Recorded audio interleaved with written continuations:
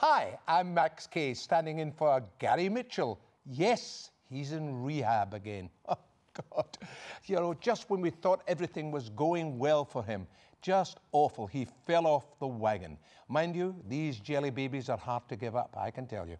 But tonight, I'm here. And so, tonight, on a very interesting show, we have letters from all sorts of people. Firstly, there's the shopaholic, a woman who loves shopping, loves everything about shopping, but she likes real shops. She hates internet shopping. She thinks it's ruining our lives, as though being a shopaholic isn't ruining your life, but there you are. And then there's the lady who's a follower of the Reverend Fred Nile. She wants to ban the burqa, not the burger, the burqa. Burgers are all right, you can eat as many burgers as you like. Ban the burqa. That's a very difficult time to be talking about that particular subject. Then finally, there is the Bogan couple who married when they were teens. Now, she's moved on, but he hasn't. She has taken elocution lessons, a kind of Eliza Doolittle from My Fair Lady story. But he remains a Bogan. A Bogan. He looks like a Bogan, he talks like a Bogan, he drinks like a Bogan, and he smells like a Bogan. I just put that in, he doesn't smell like a Bogan at all. But this is having an effect on their marriage, and they're ready to break up. So they've asked our panel, what can they do? What can they do about that? What can they do about everything? We'll find out very shortly when Sweet and Sour resumes. Got a problem, big or small, would a miracle be nice? Our motley crew is back, churning out advice. You might even laugh a bit in the following half hour. Park your backside on the couch, 'cause baby, it's time for Sweet and Sour. Right here on Sweet and Sour. It's time for Sweet and Sour. Well done. I was listening there to Gary Mitchell singing that song, and unfortunately he's not with us tonight, but I am, and that's very important as well. Welcome to Sweet and Sour.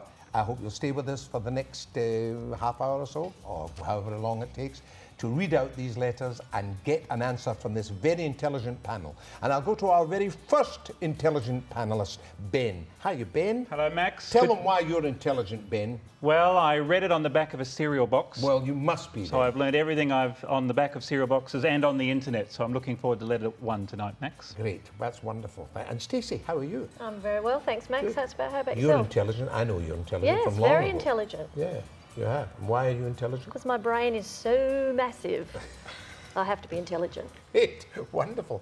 Hello, Carmen. Hi, how you going? You're intelligent, aren't you? Of course I am. Yeah, okay. Yeah. Why?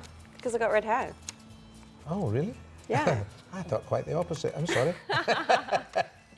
And Simon. Now, he is intelligent, this guy. Well, I'm not He's sure a about writer. He writes things. A, B, C, D. That's right, and sometimes I capitalise them, Max. Do you? Occasionally, Really? yeah. Are Just you for all right? fun. Do you write good things? What do you write? I try to write persuasive things. Max. Persuasive Yes, things. yeah. Yep. You mean in books or in paper? Usually in papers, Facebook? yeah. No, I try not to write too much on Facebook, Max. It tends to come back to haunt you. Yeah, it does, Yeah. doesn't it? You Yep. don't show any naughty pictures to anyone, do you? Okay. Not unless they ask. Okay, well, there you are. You have an invitation. We're going to read the very first letter. Please excuse me putting my glasses on. I just need them for seeing things. Dear Mitch and panel, I'm a shopper. I love shopping. I'm a shopaholic. I detest the internet. It's just a pretend life. But our younger generation have been totally seduced by the simulation machine. And because they are the group with the greatest disposable dollar, everything is geared to them. They don't go shopping to shopping centres or shopping malls. They shop online. What they're doing inadvertently is heading us all towards the total elimination of traditional shopping. So out goes any form of service. How do you try on a dress or see if the shoes look good on your feet over the net? You simply can't. This internet monster is also about to put us, so many of us who are employed in the retail industry, totally out of work. I can't see a bonus in any of this. On top of that, my daughter spends her life locked in her room chatting on Facebook. When I told her to pick up the phone or go and see her friends face to face, she said to me, "That's just boring stuff, Mum. I can't be bothered." Does anyone realize that our entire culture is being electronically attacked? How do we safeguard all these shops on our traditional social interactions? Is it too late?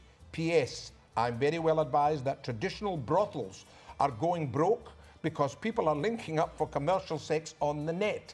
Wow, I wonder how that works. And paying nothing.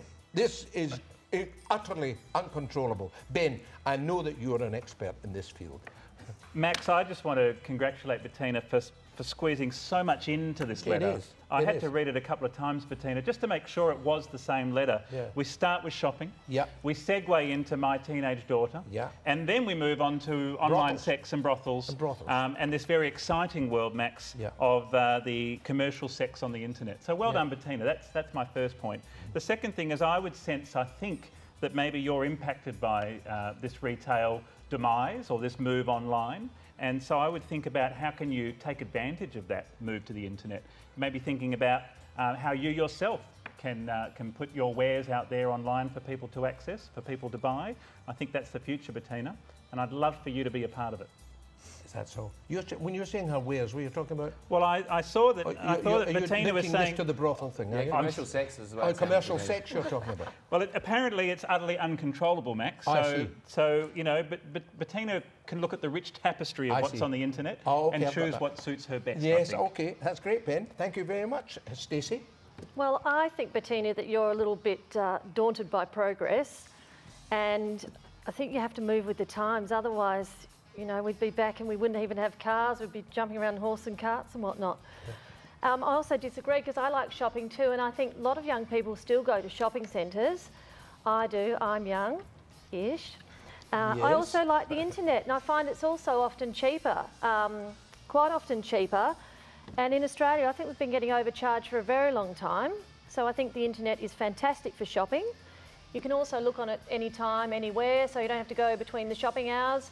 I might go home tonight and do a little bit of internet shopping, why not? And also I think we can choose to go shopping online or we can choose to go to the shops. So Bettina, you don't have to do internet shopping.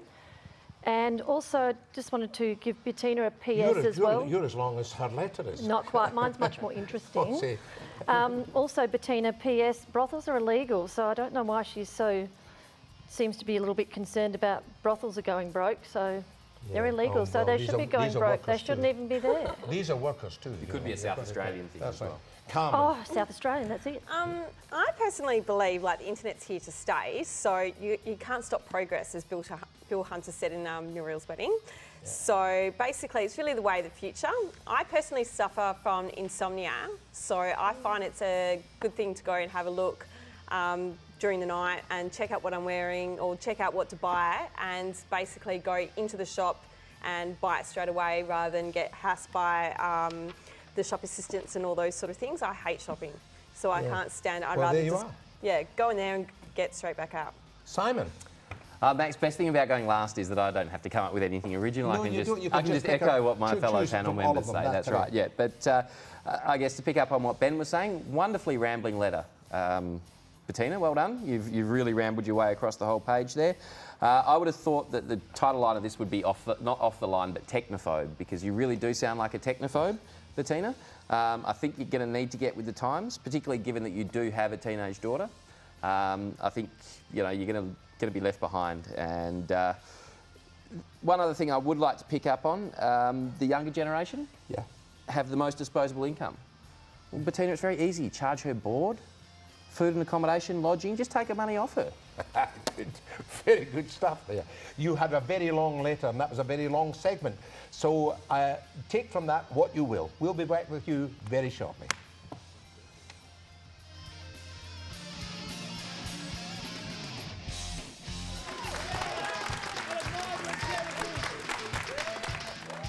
And welcome back to Sweet and Sour. Now, if you would like to have your letter read out here on Sweet and Sour, first of all, you have to send us one. And the means that you use for sending it to us is to email us at letters@sweetandsour.net.au. Or you can visit our website, sweetandsour.net.au. Or if you'd like to get us and like us on Facebook, you can do facebook.com/Sweet and Sour. Or you could even get us on Twitter. We're on everything. You can tweet us. You know how to do that? Twitter as @Sweet and Sour TV. There you are. Easy to do, isn't it? And if you do get a letter read out today, this is very important, you can go to the films. And the film that we're going to do for you is The Little Death. You heard of that? The Little Death. It's a great film. I haven't a clue what it's about, but it's given to us by NRC Communications, and we thank them very much for that. So there you are. Get these letters, get the pen out, and start writing now. Here is letter number 2, panel. Hello, sweet and sour. I congratulate the French for having the guts to do something years ago that most of us want to happen, but our politicians haven't got the balls to do. Oh, excuse me. I'm sorry I mentioned the word balls. Haven't got the testicles to do, except for the Reverend Fred Nile in New South Wales. He's taking on the extreme elements in our community and making it happen here, if he can get it passed in the Parliament, that is. And that is the banning of the wearing of the burqa and the niqab. They represent backward thinking in our progressive society, especially at a time when we have this Islamic State crusading and enslaving women they capture, forcing them into these shrouds of oppression. Our Western women have crusaded themselves for over 100 years to slowly chip away and claim the right to stand as equals in society.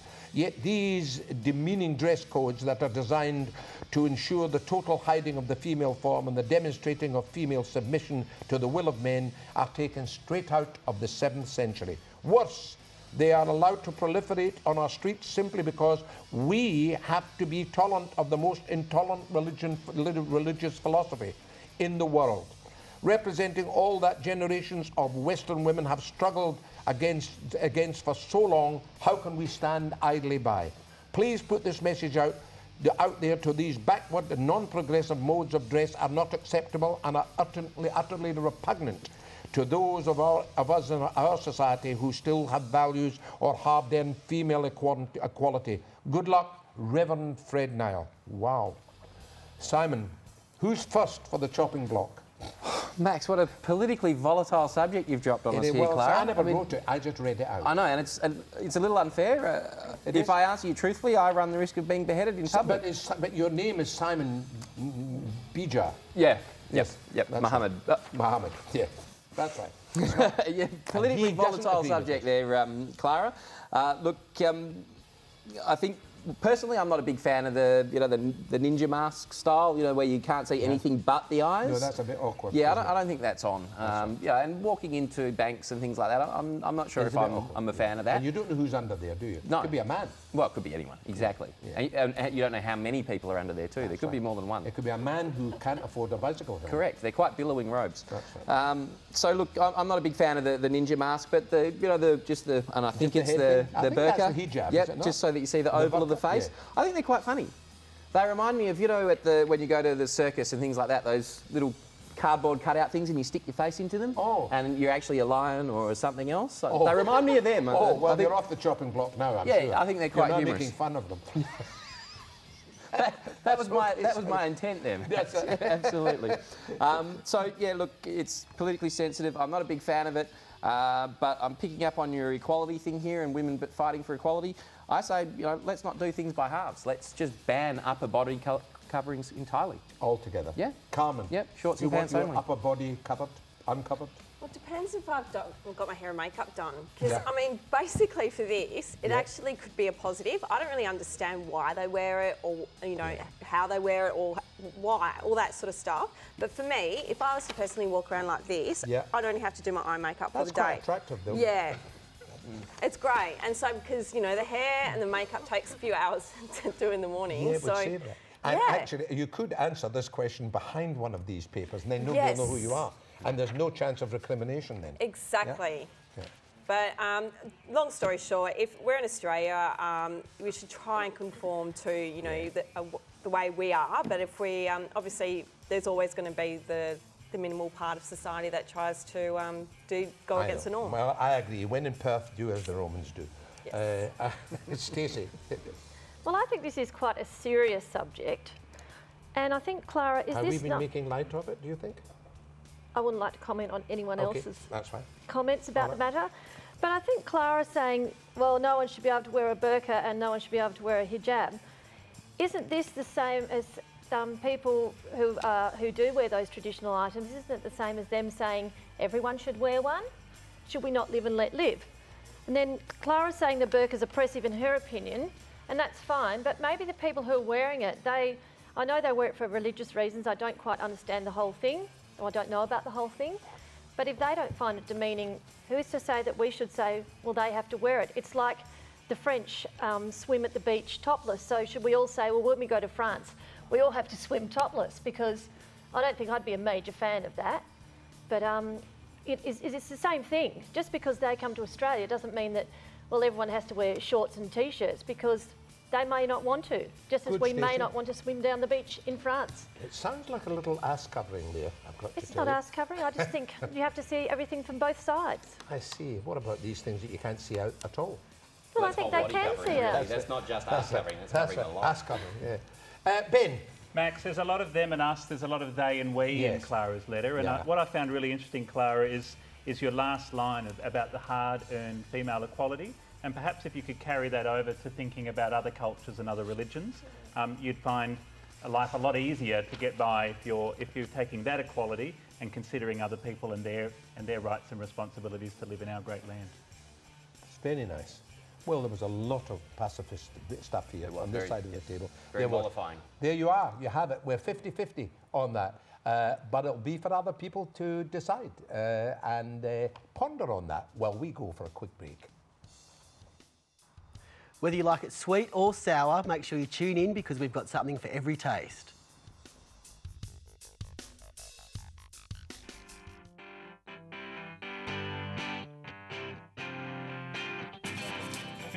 There you are. I bet you couldn't wait to get back to us here in Sweet and Sour, because we wanted to see you, didn't we? What does that say? Right, okay, here is the letter, our last letter, I may say. It's called My Fair Bogan. And it says, hi there, Mitch and crew. When we married, we were very young, both in our late teens. Apart from our marriage vows, we made a commitment to help each other grow, learn, develop, and experience. Now, does that happen in marriage nowadays? Do they say these things? I don't think so. After 17 years and 2 kids, both of us are now in our mid-30s, and he no longer wants to grow as an individual. Looking back, when we married, we both spoke like Bogans. I went for speech and elocution lessons, and amazingly, just like Eliza Doolittle in My Fair Lady, it paid off, both in my employment prospects and income level, and also in the expansion of my social circle. My husband still speaks like a Bogan, slurring and mumbling his words in a horribly nasal, broad Aussie twang. And he says he's happy that way, but he's not. He gets embarrassed to front up to my work shows and mix with my friends, so he ceased to come along and is isolating himself. I don't know what to do to motivate him into broadening his horizons further. It seems that he may have made a decision to cease progressing. I can't take that attitude, and I have to keep progressing, as do our kids. I don't know what to do here, but he's turning into a loser quickly. Now, I understand the proverb that if you stand still, the world will overtake you. I'd love him to continue the journey with me, but if he doesn't want to continue the ride, should I let him off the bus? After 17 years of marriage and commitment, are we at the end of the road? Connie, Aurelia, W.A. It's Carmen, because you are the intelligent one. Come along, Carmen. That's correct. Give us your wisdom. The whole letter here looks like she's just trying to keep up with the Joneses. Basically, it doesn't seem that you've really communicated with your husband at all, and if anything, it seems as though you've probably fallen out of love with him. I would probably suggest that maybe you need to assess this whole situation internally and see if it's actually him with the problem and maybe not yourself. Maybe even try becoming more like him and becoming more like yourself and go back to being a Bogan, you're saying? Drink some She Bundy. shouldn't progress? Yeah. Yeah? Well, rather don't try and act you like... want her to remain a Bogan for the rest of her life, do But you? if that's what's in your roots and that's the way you are... No, yeah, that is ridiculous. You don't always stay where you are. I mean, What's wrong I with used to speak being a with a strong Bogan? Scottish accent. Now I speak Australian. That's ridiculous. Simon. Max, I agree with Carmen on this one. I think this is an issue of just a shift in your perspective. Perception. Both of those will work in this context. Connie, you say that he gets embarrassed to front up at your work shows and mix with your friends. Have you ever considered that it's possible that your friends are pretentious wankers? That could be part of the problem. And I don't know what you're talking about. No. You're trying to be very, very, very nice, and you're dissuading her from that. Terribly sorry, Max. I do apologise. Apologise to you too, Connie. But no, look, and you've also got to bear in mind that that your husband, if he is a Bogan, he forms part of the rich tapestry that is Australia. Without Bogan culture, we'd be losing a part of ourselves. Nurture the inner Bogan, Connie. Don't shy away from it. Good on you. OK, Simon. Ben, now you, as an English teacher, will know all about this. Well, I can certainly see that speaking proper will help you get a good or a job. Absolutely, Max. Absolutely. The bestest job you can get. The bottom line for me, Max, and the best advice I can give for you, Connie, is: are you happy? Does he make you happy? Is he your best friend? If those questions, the answer is yes, then you're in for the long haul, as far as I'm concerned. Yeah. If those are no's, then it sounds to me like the bus is leaving the station and maybe you're on it and maybe he's not. But it's as simple as that, really, for me. So cut and dried with you, Ben. You're so strong. Well, you know, you're so strong. You enter these things in for life and for as long as the two of you are happy and healthy and in love with each other. And do you not believe in people progressing and getting... Absolutely, I do. Yeah, I think so. So but they've grown apart. If Connie's moved on and those three things are not there for her anymore, then I think it's time to hitch yourself up to a different way. Good words, Ben. Good words. I will stand by your words. Stacey, come along now. Okay. I'm sure you've got lots to say about this. I've got plenty to say, as usual. I also agree with Carmen, and I think that, you know, they may have decided to do this 17 years ago, but certainly things I was thinking of doing 17 years ago may not have come to fruition. And I can't even remember what I was thinking I should do 17 years ago. Also, it's well and good that Connie's gone ahead and done whatever she wants to do, but she suddenly seems like, I think she also seems like that she's embarrassed by her husband, and she probably doesn't really want him there because he's not really speaking in a nice enough voice. So I think very well Connie may be the one with the problem, maybe embarrassed by her husband. And she says he's not happy, but I really think, Connie, you're the one that's not happy. Oh, there you are. Well, I think it's all for the husband, the Bogan, who sits there and does nothing. But, Connie, I agree with you. I'm inclined to agree. People should try and progress and get a little better. So what we have to do now, is pick the best letter, because the best letter gets a pair of sunglasses, beautiful sunglasses from Aussie Opticals. So, guys, what's the best letter? Max, I think I'd like to give it to Connie. Connie? Yeah. She can hide her shame behind those sunglasses. Connie, exactly. If nothing else, you won a pair of sunglasses from Aussie Opticals, and you'll love that. It's great. So there we are. Thank you so much for joining us. It's really good. This has been very enlightening. Can we say goodbye to you, Ben? Goodbye to you, And it was lovely meeting you. Thank you, Max. And goodbye to you, Stacey. Goodbye to you, Stacey. And goodbye. And could you say goodbye to you, Carmen? Goodbye to myself. And Simon, goodbye to you. Goodbye, Simon. And it's been really wonderful having you all here. I hope you'll tune in next time when Gary Mitchell is out of rehab and better sitting in this chair. Goodbye for now. Thank you very much. Bye-bye, Max.